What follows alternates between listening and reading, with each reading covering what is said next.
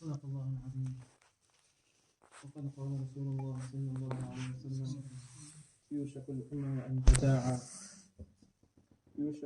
أن تداعى عليكم كما تداعى الأكلة إلى قصعتها. فقال قائل: من قلة نحن يومئذ. فقال رسول الله صلى الله عليه وسلم: بل أنتم كثير يومئذ ولكنكم غثاء كغثاء السيل. أو كما قال صلى الله عليه وسلم: اللهم صل على محمد وعلى آل محمد كما صليت على إبراهيم وعلى آل إبراهيم إنك حميد مجيد. اللهم بارك على محمد وعلى آل محمد كما باركت على إبراهيم وعلى آل إبراهيم إنك حميد مجيد. My dear respected beloved brothers in Islam, friends, elders, one and all, assalamu alaikum wa rahmatullahi wa barakatuh.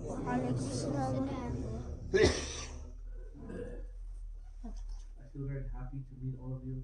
Many of you after some months and weeks and perhaps even a year. I also am very grateful for you guys giving me the opportunity to come and spend some time with all of you, and which means many of you taking time out of your busy schedules, being a Saturday as well too. Who wants to do anything on a Saturday, spend time with family, with friends, do something relaxed. But it is Allah Ta'ala who had put it in your heart to come here to the masjid and listen to a few words of Allah and the Rasul Sallallahu Alaihi Wasallam and fulfill the purpose of our creation in this world. And after mentioning the greatness of Allah Subhanahu wa Ta'ala, praise is all due to Allah Ta'ala. We are nothing. Allahu Akbar. Allah Ta'ala is the greatest. And sending durood and salat upon Nabi Akram Sallallahu Alaihi Wasallam. We are all aware what's happening throughout the world. We're living in a day and age where it's kind of difficult to be unaware of what's happening throughout the world, you know. But at the same time, as we heard the scholars say, that be careful with the news, because if you don't follow the news, you're going to be uninformed. But if you do follow the news, you might just be misinformed. So there's no one way about it. We have to seek the truth. But one thing is a reality is that, which is very near and dear to all of us, one of the sacred places in Islam, the Holy Land, one of the Holy Lands, Masjid al-Aqsa and the surrounding areas are currently under attack. And it was very difficult for me to even think of what I was going to speak about. As the Imam said, Qari Abdul Basit said, may Allah protect him and preserve him and accept his khidmat, mashallah. As he asked me to come to speak, I was even afraid of asking him what should I talk about, because I myself, and many of us, I can imagine, as soon as you open the phone or you check somewhere, someone's talking, or at least it should be in our hearts, that it's emotionally affecting some of us. What's happening to Al-Aqsa? What's happening to Palestine? That's every other topic in the Jummah talks, everywhere you go. It's in the hearts of every believer. And it's amazing how none of us, or put it this way, majority of us are not from that area. Many of us don't even know how to speak Arabic. We're not from those Arab lands. We're not from Palestine. We're not from Jerusalem. We haven't even been there, many of us. Some of us are from the nearby areas, from Jordan or from Palestine, but majority of us are not even there. But being a believer and a Muslim, we have some sort of ta'alluq and some sort of wireless or Wi-Fi, whatever you want to call it, connection. Along with the Haramain Sharifain, the other two harams, Masjid al-Haram and Masjid al-Nabawi, the third holiest place on the face of this earth, according to every believer, according to Sharia, according to Islam, is Masjid al-Aqsa. And the verses that I shared with you, I mentioned, recited in the beginning, they talk about Masjid al-Aqsa. And I'm sure by now we've heard many different virtues and fada'il of Masjid al-Aqsa. Praying salah there is so rewarding. The Anbiya, so many Anbiya, prophets, they came there in previous nations. When the Ummah of Musa alayhi salam and his Sharia, the Ummah of Isa alayhi salam and his Sharia, in previous nations, many Anbiya came there. And they preached there. And they were buried there. The graves of many Anbiya and prophets are still there. Sahaba are there. Their graves are there. And now we see that it's being taken away from the Muslim Ummah. Hazrat Mufti Shafi Sahib rahmatullah alayhi in Ma'arif al-Quran, he explains, very amazing, and it's very eye-opening. He says that the biggest difference between the other two harams, primarily Masjid al-Haram in Mecca, and this Masjid al-Aqsa, is the fact that the first one, the former, Masjid al-Haram in Mecca, where the Kaaba is Baytullah, where we all go for Hajj, we do Tawaf, that area. That will be under the protection of Allah Ta'ala throughout time. Allah subhanahu wa ta'ala himself will see to the protection and the preservation and the safety and the guarding of Baytullah in the Kaaba, in Masjid al-Haram, in those areas. Haramain Sharifain as we know it. People go to Masjid, Nabawi, all those areas. Makkah and Medina. And we see that in the past as well too, in the very famous story which is discussed in Surah Al-Fil, how Allah subhanahu wa ta'ala protected it. He sent down Ababil, and Allah tabarak wa ta'ala sent down the small birds with the small stones. And Allah subhanahu wa ta'ala defeated them in such a disgraceful way. Army of elephants, one of the biggest mammals walking on the earth, was there, and Allah tabarak wa ta'ala did not want to, but rather He sent the most smallest of birds with the smallest pebbles and so to destroy them. To show that when Allah subhanahu wa ta'ala wants to make someone dhaleel, He wants to disgrace someone, Allah can know how to do it. And Allah destroyed them, Allah protected the Kaaba. We all know the famous story. And like that, we hear in the narrations in the hadith that Haramain Sharifain, till the day of judgment, will even be protected from the most strongest fitna, the strongest trial that we will ever see. Any ummah has ever seen will be that of the fitna of Dajjal. Dajjal will not be able to go there. He'll be able to do almost anything else. Dajjal will have the ability. The hadith tell us, we all know it, we hear it, we read it. He'll be able to do almost everything, bring dead back to life, and the different things he'll be able to do. He'll have the rain and the water and the stock and the food all with him. He'll have control of that. People will not be able to stand up against Dajjal. But there's one thing that you will not be able to do is get into Baytullah and Haramain Sharifain. Because it's promised protection of Allah subhanahu wa ta'ala. Mufti Shafi Sahib rahmatullah goes on to say that Masjid al-Aqsa, however, is not like that. That's where the difference of Masjid al-Aqsa starts. The protection of Allah in Masjid al-Aqsa is not like the protection of Haramain Sharifain. In the beginning few verses of Surah Bani Israel, also known as Surah Al-Isra, it's very, very clear. Allah subhanahu wa ta'ala mentions a couple of incidents, a few incidents. He alludes towards them, He indicates towards them. Allah subhanahu wa ta'ala does not go into detail, He indicates towards them. And I'm not going to go through each one ayah, but very briefly, from those ayat we understood, and from the history we understand, and if a person studies history, he will learn to have hope. When a person studies history, he realizes that history tends to repeat itself. التاريخ يعيد نفسه. History tends to repeat itself. And it's a system of Allah subhanahu wa ta'ala. وَلَنْ تَجِدَ لِسُنَّةِ اللَّهِ تَبْدِيلًا وَلَا تَحْوِيلًا. It's not the first time that Masjid al-Aqsa and the surrounding areas of the Haram were under attack, and it's not the first time ever before that it was taken away from the hands of the Muslims.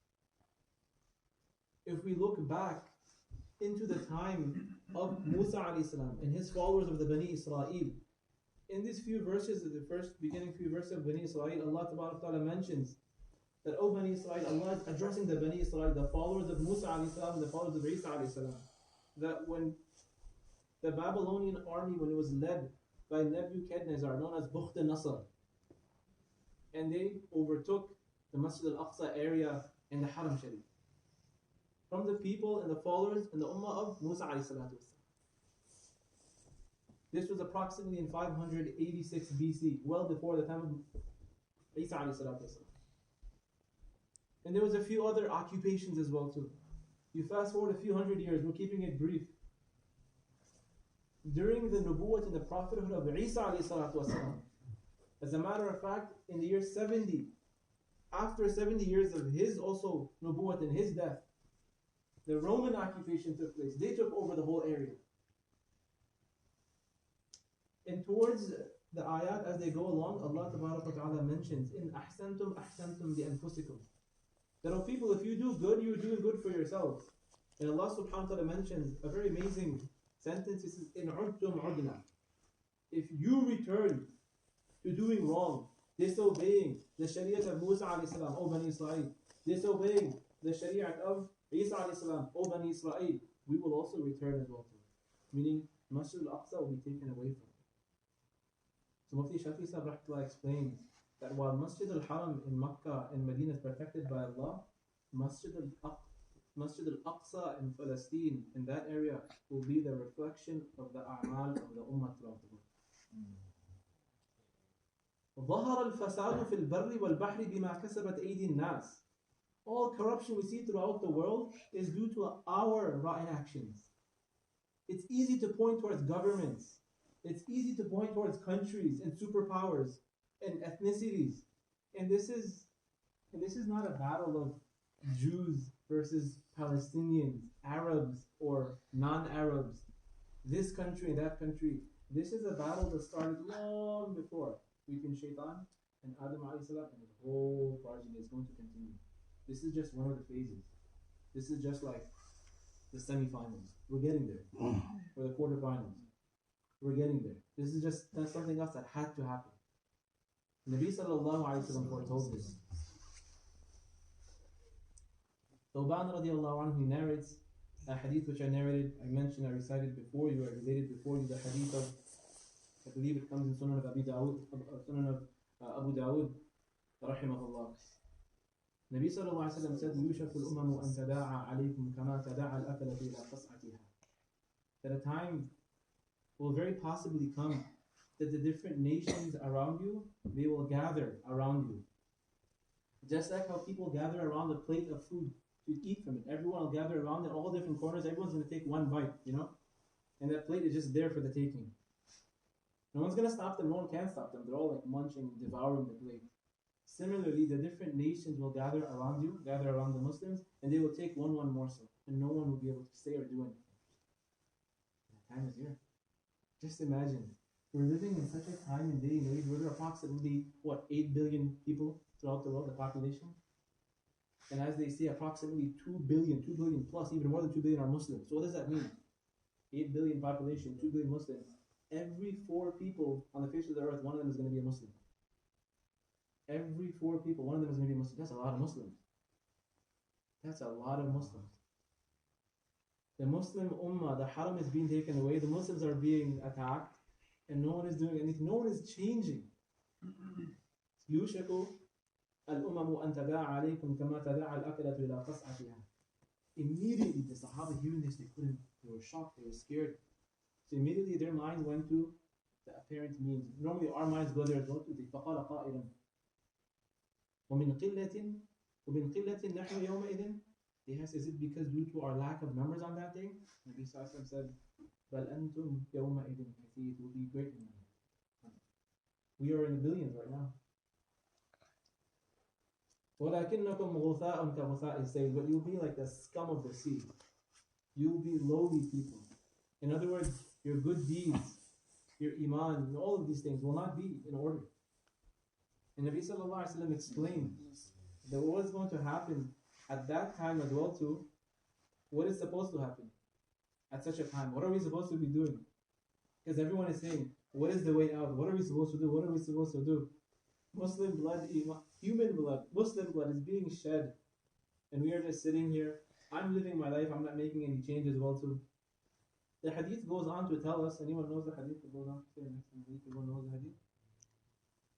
So like this, when a time will come, when the Muslims will be gathered around, and people will say, where the help will come, where the help will come. Remind us of a time, during the time of the Sahaba as well too, where they were asking, Mata Nasrullah, and Allah preserved those words in the Quran, Mata Nasrullah, where is the help of Allah? During the battle of Khandaq, the battle of Ahzab, when all of the different clans, the Jewish clans and other tribes, they got together to come devour the Muslims, and Salman al-Farsi radiallahu anhu, he gave the opinion in this mashwara, let's build a trench around Medina. So when the non-Muslims, when they come to attack, they fall in the trench. So at that time as well too, they're asking Nabi of Allah, they're asking the Nabi of Allah, the Nabi of Allah is asking, Mata Nasrullah, where is the help of Allah? Where is the help of Allah? Some other Mufassirin explained that this was during the time in the battle of Uhud, when the Muslims were apparently losing, and they sustained defeat that time as well too. When is the help of Allah going to come? And Allah Ta'ala's response was, Ala inna nasr Allah al-qareeb. The help of Allah subhanahu wa ta'ala is near. The help of Allah subhanahu wa ta'ala is near. And we shouldn't lose hope. To be hopeless and to lose hope, this is what Shaitan wants from us. What we look to is Rasulullah sallallahu alaihi wasallam. He is our qudwa, he is our example. Nabi sallallahu alaihi wasallam, on one occasion, he was even reminding Abdullah ibn Abbas radiallahu anhu, at a very young age. He was approximately maybe anywhere between 7 to 10 years old. And he eventually, when Nabi sallallahu alaihi wasallam passed away, he was only 12, 13 years old. He was once riding along with him on the back of his camel. And Nabi sallallahu alaihi wasallam was taking for a ride wherever they were going. And he called back to him and said, Ya ghulami, u'allimuka kalimatin. I want to teach you a few words, remind you of a few words. And he told him that, remember that when you ask Allah subhanahu wa ta'ala only. When you seek help, only seek help from Allah subhanahu wa ta'ala. Tell him, احفظ الله يحفظك احفظ الله تجده تجاهك تعرف إلى الله في الرخاء يعرفك في الشدة. He said that protect Allah subhanahu wa ta'ala and Allah will protect you. What does that mean to protect Allah subhanahu wa ta'ala? Allah will protect you. Allah will protect us, we understand that part, but us protecting Allah, the ulama explain it means to follow the commands of Allah subhanahu wa ta'ala, to maintain the commands of Allah subhanahu wa ta'ala, and Allah will protect us. Allah tabarak wa ta'ala will protect us. Protect Allah subhanahu wa ta'ala, meaning follow the commands of Allah subhanahu wa ta'ala, and we will find Allah subhanahu wa ta'ala in front of us, helping us. And when we ask, we should ask Allah subhanahu wa ta'ala first. And when we ask, we should ask Allah tabarak wa ta'ala first. And then afterwards he says, وَعَلَمْ أَنَّ الْأُمَّةَ لو اجتمعت على أن ينفعوك بشيء لم ينفعوك إلا بشيء قد كتبه الله لك. Understand very well, O Abdullah ibn Abbas, that when the entire ummah, the entire world, if they were to get together and they want to harm you, even the slightest bit, they will not be able to harm you except for that which Allah Ta'ala has written for them to harm you. Nothing more, nothing less. And once again, refreshing and invigorating their iman, his iman, he said, teaching him a lesson of iman, that وَعَلَمْ أن الأمة لو اجتمعوا على أن يضروك بشيء لم يضروك إلا بشيء قد كتبه الله عليك. If the entire humanity comes together and they want to harm you one bit as well too, they will not be able to harm you except for that amount which Allah Tabarak wa Ta'ala has preordained and written. In other words, Allah Tabarak wa Ta'ala is allowing this to happen. Allah Subhanahu wa Ta'ala is watching what's happening in Masjid al-Aqsa and surrounding areas. Just like how Allah Subhanahu wa Ta'ala is watching you and I as well too. All eyes might be there, but Allah is watching us as well too at night time. Allah Tabarak wa Ta'ala is watching us at school. Allah Subhanahu wa Ta'ala is watching us during Fajr time. Many people are ready to go out there and protest and stand in front of this consulate, stand in front of this, government building, and do this and do that. How many of us, before thinking of that, you know what, let's stand up during Tahajjud time in front of the one who owns all of these governments. The one who owns this whole universe on this face of this belongs to the owner of the King of all kings, Allah subhanahu wa ta'ala. Where am I for Fajr time? It's sad how generally the ummah, their mind goes towards there. But very few of us we stand before Allah subhanahu wa ta'ala. People are protesting, that's fine. But what is more important is standing up there for Fajr, wake up for Tahajjud time, crying in front of Allah subhanahu wa ta'ala. And our a'mal does make a difference. Our a'mal does make a difference, especially when it comes against the enemy. Because in that very same hadith which I recited before you, where Nabi sallallahu alaihi wasallam warned about this happening, he said that وَلَا يَنْزِعَنَّ اللَّهُ من صدوركم المهابة منكم من صدور عدوكم المهابة منكم. Allah Tabarak wa Ta'ala at that time will take away the awe and the fear from the hearts of the enemy for you. They will not be afraid of that. Oh, one bit. Rather, on top of that, وَلَا يَقْذِفَنَّ فِي قُلُوبِكُمْ الْوَهْنَ. Allah Tabarak wa Ta'ala will instill wahan within your hearts. Wahan. So even the Sahaba, فَقَالَ قَائِلٌ مِنْهُمْ, one of them said, Ya Rasulullah, man wahan? What is wahy, Ya Rasulullah? Rasulullah explained what will be in the hearts of the believers on that day when the whole universe, all of the nations will be attacking the Muslims, and Muslims will not be able to defend themselves, and they will not, no one will be afraid of the believers because they will have something called wahan in their hearts. And Nabi Sallallahu explained what wahan was and what it is and what it will be. حُبُّ الدُّنْيَا وَكَرَاهِيَةُ الْمَوْتِ. Love for this world and being afraid of dying. Being afraid of dying. Many of us are afraid of dying. But if you take one step back, just imagine how beautiful it smells right now in the skies just over Gaza and Masjid al-Aqsa. It's filled with the blood of the shuhada. All those thousands, we hear numbers every day, right? 10,000 people died, 11,000 people died. All those thousands of people who were left, they left to a place of Jannah. They're succeeded in their lives. They're gone to a better place. It's hard for us to bear. It's hard for their families to bear the suffering that they're going through, but they're successful in this life. That wahan, that love for this world, and that fear of death, which is in the hearts of people, has made the enemies of Islam stronger and stronger and stronger. In our rotten actions, in our bad deeds. You know, Hafiz al-Dimyati rahimahullah, he has this kitab written, Mashariq al-Ashwaq ila Masari' al-Ashaq, with regards to the virtues of striving in the path of Allah subhanahu wa ta'ala in the most physical way possible, striving in the path of Allah subhanahu wa ta'ala. So he mentions an incident, and he says that the Muslims one time, they were combating the enemy.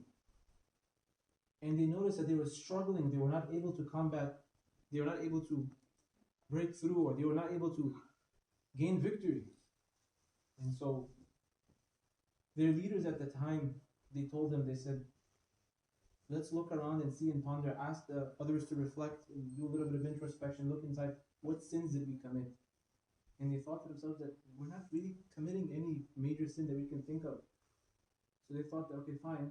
The leaders asked, okay, what other sunnah actions are we leaving out?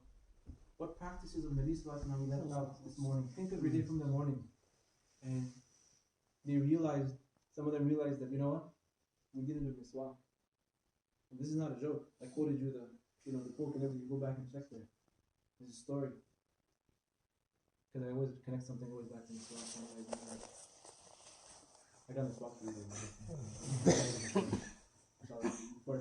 It's in the Target bag downstairs. You know, you open the door and you hide miswak.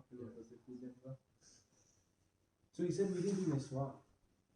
They realized that we left out the amal of miswak. Everyone started doing miswak. Momentarily, they got fatah and they conquered the enemy at that time.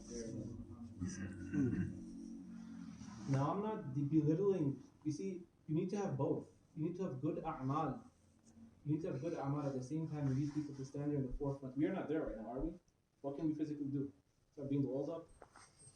You know, yelling at people, getting angry? That's not the way. That's exactly what Shaitan wants, what the enemies of Islam want. For us to become emotional. We don't react with emotion. We respond with guidelines of Quran and Sunnah and our ulama and our scholars. You see what they tell us. The ulama, they are like they say in Urdu, nabz shanas. They know what is it called? They know there's a word for it. Bain. Not the pulse. You said pulse, yeah, the pulse. The ulama know the pulse of the ummah. We're supposed to be listening to them. There's a lot of things out there on social media. Make noise, vote, protest. Alright, hey. I'm not saying don't do that. But all those people who are protesting, voting, doing this, and making noise, did they wake up for tahajjud? Are you looking miswak? We think that as a joke, we belittle it. Abdullah ibn Mas'ud, I believe it was him, he told the people, he said, you people, there are certain things during the zaman of the Nabi Sallallahu Alaihi Wasallam we used to consider to be very great, big things. You guys are taken to be insignificant and very trivial, very small things. We laugh at miswak now, but how many of us actually do it? We laugh at tahajjud. Oh, tahajjud for the pious people. If tahajjud for the pious people, and those people out there are giving their lives, Masjid al-Aqsa is being taken away from the Muslims, what am I doing? Allah Ta'ala says, In udtum udna. If we continue to do wrong, if I continue to be the person I am, if I'm not going to change, be ready to let go of everything. As a matter of fact, Allah subhanahu wa ta'ala has promised victory. Allah subhanahu wa ta'ala has promised authority to the Muslims. When وعد الله الذين آمنوا منكم وعملوا الصالحات لا يستخلفنهم في الأرض كما استخلف الذين من قبلهم ولا يمكنن لهم دينهم الذي ارتضى لهم ولا يبدلنهم من بعد خوفهم أمنا. When you and I promise, it's like, I don't know if he's going to fulfill the promise or not. He forgot. Allah doesn't forget. Allah has promised to what people? Those people who do good deeds, a'mal salihah, that Allah will give them the land. وَعَدَ اللَّهُ الَّذِينَ آمَنُوا مِنكُمْ وَعَمِلُوا الصَّالِحَاتِ. Those who have iman and do good deeds, Allah will give them authority. لَا يَسْتَخْلِفَنَّهُمْ فِي الْأَرْضِ. He will make them the leaders and the Khalifa of the world. Just like how yet Allah Ta'ala granted it to the people of the past. And وَلَيُبَدِّلَنَّهُمْ مِنْ بَعْدِ خَوْفِهِمْ أَمْنًا. After all of that fear, after all of that agony, after all of that atrocity, all that things that they went through, the grief. Allah will grant them peace and sukoon, amnesty, and once again, He will be given. Like it's not, we're not in the finals yet. I hope you guys know that this is just the semi-final. That's a bad joke because I'm against all sports, and we should be as well too. It is the biggest distraction, sports and other stuff that we have. The shaitan is distracting us, and let shaitan and his enemies do whatever they want to all Muslims. Be very, very careful. Even during these times as well too. Many people have been asking me about, is it even right to even follow them anymore? Because even these legends, these superstars, these athletes, these famous people, who they follow, what side, where they're pro what, and following who and what. We should question us in our iman. We should question our iman. I'm still following you guys. I'm watching them and I think so high of them. It's a very, very scary thing. It's a very, very scary thing. So that's something that we can all decide. Shouldn't be distracted. Our beloved teacher, Maulana Abdullah Dabrili, he was here and he mentioned, he said that one of the biggest distractions that we have today is the phone. And he said, with regards to the phone, to keep it very, very short, he summed it up, and he said, the phone, our connection, our relation with the phone is like that, the relation of a master and a slave. The only decision you got to make is, are you the master or the slave of the phone? That's all the decision. That's the only decision you and I need to make. Be very, very careful. Going back to what I was saying, to continue on and pretty much finish off, Abdullah ibn Abbas also, Rasulullah told him that inna nasra ma'a sabr. He's building his iman. Nowadays, many people's iman are weak. They're losing hope. People are becoming worried. They're confused. They don't know what to do, what to say, what's happening. Inna nasra ma'a sabr. The help of Allah will come with true patience. Wa inna al-faraja ma'al karbi. Allah Tabarak wa Ta'ala, when there's difficulty, when there's problems, Allah will grant a solution. وَإِنَّ مَعَ الْعُسْرِ يُسْرًا. With every difficulty, ease will come, ease will come, ease will come. Isa alayhi salam is going to come, Al-Mahdi is going to come, and you're going to slay the Dajjal. Everything will happen in due time. You and I need to make sabr. You and I need to pull up our pants, pull up our sleeves, change the way we are. We need to make a difference in our lives. Like from tomorrow morning, who's going to wake up for Tahajjud? Tahajjud's on sale, by the way. Right now, it's on a bargain. Tahajjud, it's like the easiest time you could wake up for Tahajjud right now. Literally. Fajr comes in what, 5:30? I don't know what, 5:20? Even if you take one, the other opinion, which is like 5:07, you know, the earlier one, and then the later one, which is 5:30, it's still easy. Who can't get it? Wake up for Tahajjud. For Masjid al-Aqsa. For the Muslim Ummah. For ourselves. Because we are part of this Ummah. 2 billion strong, and only 2 million are being, it's like a small portion of our bodies being inflicted with pain. We can't do anything about it. We can't take to the doctor, we can't feel nothing. And how big is the country which is attacking Masjid al-Aqsa? SubhanAllah. How big is the Muslim country? SubhanAllah.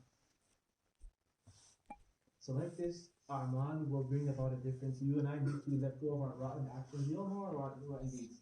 Even if we are in what they say, incognito mode. Even if you're on that mode as well. Even if you delete your history, it's still there. You know, you can't delete the Kiram and Katibin mode. We need to learn to make tawbah. We need to go back to Allah subhanahu wa ta'ala. The help of Allah is coming. Each day Allah is testing us. So what is our response to what's happening throughout the world? Not our reaction, our response. And are we listening to the commands of Allah? Are we listening to what the scholars are saying? We need to learn how to listen. Some of us, we don't listen. So no, this is like this, we get emotional. One of our teachers, Hazrat Mufti Zaid Madrasa, he explained to us the importance of listening. I'll pretty much kind of finish off on this. Maybe one or two more things and we'll wrap it up. It's been a long time. He explained to us the importance of listening properly, attentively. The things that we just said right now, I hope you were listening properly. And when a scholar speaks, when the ulama, we should listen properly. When the Quran is being read, we should listen properly. When the hadith is being read, we should imagine as if Nabi sallallahu alaihi wasallam is telling me this. And we should ask the ulama what this means. Listen attentively. He said there was once an interview taking place for a lucrative position in India. So they had people come take interviews. And one person, he was a Muslim person, he went to go take the interview, he wanted a lucrative job, very high paying job. In the interview, was a Hindu person. He asked him a question, he asked the Muslim person, he wanted the job. So he said, when did India get its independence? So the man replied, he said, that effort began long ago. Effort started long ago, but it reached fruition and it took place, happened eventually in 1948. So the man, right? The guy knows history, he knows stuff. So he asked him a second question. He said that who was responsible for this achievement of independence and the freedom of India? So the interviewer replied, he said, the interviewer, he knew, the Muslim man, he knew he was a Muslim. He knew that there were many ulama and scholars during that time, they were involved in the independence of India. Maulana Qasim Nanotwi Sahib Rahmatullahi, Maulana Nazar Nanotwi Sahib Rahmatullahi, Mufti Rashid Ahmad Sahib Gangohi Rahmatullahi, many scholars, Hafiz Zaman Sahib Rahmatullahi, they were all involved in defending their own land of India against the British. And there's other few Hindus as well too, Gandhi and whoever else they were, but he had to give a clever answer. He didn't want to name just the scholars and the Muslims because he was a Hindu interviewer. So he said, this was his response. What was the question? That who was responsible for this independence of India? So his response was, I cannot pinpoint one single person. However, it was a collective effort by many people. So he said, all right, this guy's a smart person. So he asked him the third and final question. He said, what is the way moving forward for India? The man replied, he said, the way moving forward for India, what are we supposed to do? What is the benefit for the India, for the land? So he said the discussion is still carrying on and the debate is still raging as to what should be done. So he gave a very smart answer, vague answer. So the man was like, okay, you can go now. Your interview is done.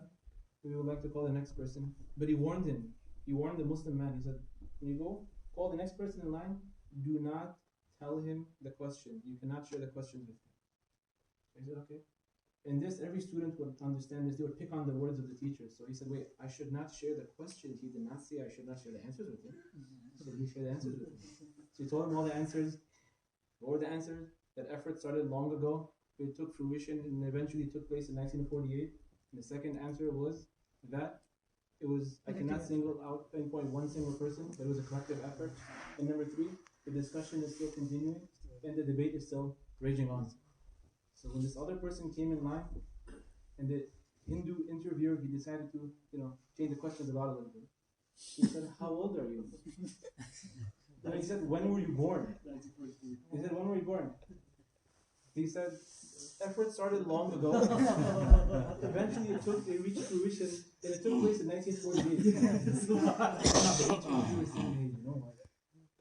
It's possible in modern medicine nowadays for people to look young. Maybe he was born, maybe he's 50, 60 years old, but maybe he's looking young, he's like some chemicals, something, whatever it may be. So he asked me a second question. He said, who is responsible for this? He said, I cannot single out one single person, however it was a collective effort. And then he asked him the third question. He said, are you mad or am I mad? He said, well, the discussion is carrying on, the debate is still raging, we're still figuring out, we don't know exactly what to do. So this is kind of what happens when we don't listen properly, and we just we take a few words and we just yap them along everywhere. Understanding is very important. You need to be wise in today's time. We're being fed so many different things. Oh, he said this, let me go say that over there. He said this, let me say this over there. Be very careful. Be very, very careful. Don't just in parrot fashion, rattle off words and this person said that. Understand. Go back to the ulama. Ask them what's right, what's wrong, what's the truth. They know. Like I said, they know the pulse of the ummah. Trust me. Why? They are the closest thing we had to the Anbiya. Warathatul Anbiya. They are the ulama. Find the righteous scholars around you. Stick to them. Hold on to them. Hold on to them firmly. And ask them all of your questions. And Allah Ta'ala inshallah will grant victory to the Muslim Ummah, wherever it may be. We ask that Allah Subhanahu wa Ta'ala make this meeting and gathering of ours a means of khair and success. Allah Ta'ala enable us to change our actions, our bad deeds into good deeds. And like I said, it is our right action. We should feel very much responsible. As I mentioned earlier, that Masjid al-Aqsa is the reflection of the a'mal of the Muslim Ummah. In the past, when people made mukhalafat and they went against the Sharia of Musa alayhi salam, Allah Ta'ala gave it to the Babylonians in Bukhta Nasr. And in the second, other Ummah, the followers of Isa alayhi salam, when they went against the Sharia of Isa alayhi salam, Allah Ta'ala, that the Roman occupation took place, and Masjid al-Aqsa was given to the Romans. So today's time as well too, you and I, if we don't get our act together, Masjid al-Aqsa will be taken away. Why? I should ask myself the question, am I going against the teachings of Rasulullah sallallahu alaihi wasallam? When someone tells me this is sunnah, I say, brother, that's just a sunnah, come on. Allah Tabarak wa Ta'ala save us from such scary statements. It's not just a sunnah, it is the sunnah. The sunnah will bring us back to Allah subhanahu wa ta'ala. The sunnah will get us stronger. When Umar ibn al-Khattab, when he conquered Masjid Masjid al-Aqsa, and Salahuddin Ayyubi 100 years later, when they conquered Masjid al-Aqsa, effort will be made. It can happen again as well too. That same Allah that was there gave them Masjid al-Aqsa back to them. That same Allah is here today as well too. And Allah's promise will take place. The Muslims will eventually grant victory. Our ulama used to say, Har kalbara ke baad deen zinda hota hai. After every war, after every crime, after every shed of blood, of Muslim blood, deen comes alive. So I want to finish off and conclude and say that if you and I are unable to shed tears or even shed blood for Masjid al-Aqsa, which is very difficult for us when we're here, at least we can do is shed the sins that we're holding on. Let go of these sins. Make tawbah to Allah. Oh Allah, help the Ummah. Make dua for them as well. We should make dua as well for the people of Aqsa, for the people of Palestine. One very important thing also during the Fajr, wherever masjid we are, if I don't know if Qunut and Nazila is taking place, any masjid that we are, Qunut and Nazila should be taking place. Nabi Sallallahu Alaihi Wasallam, when the Muslims were under duress and difficulty, they used to perform Qunut and Nazila. Qunut and Nazila is in the Fajr Salah, after the second ruku, when the Imam gets up, he reads a dua. And everyone says Ameen quietly. This is according to all madhahib, especially the Hanafi madhab, because normally in the after Fajr we do not read Qunut, but in the Shafi'i madhab they read Qunut after every Fajr. It's fine, it's okay. But this is Qunut and Nazila, a special type of dua to Allah subhanahu wa ta'ala when the Muslims are going through much difficulty. So this should be performed in every masjid by all the Imams, no matter which madhab they are following. This is something that's our responsibility. Dua, very, very strong. And dua silah al-mu'min. Dua is the weapon of the believer. Even if you don't look at it as a weapon, but it's the believer. It's the weapon of the believer. We should make dua to Allah Ta'ala. In Muslim, they make dua. I ask them, but they make dua like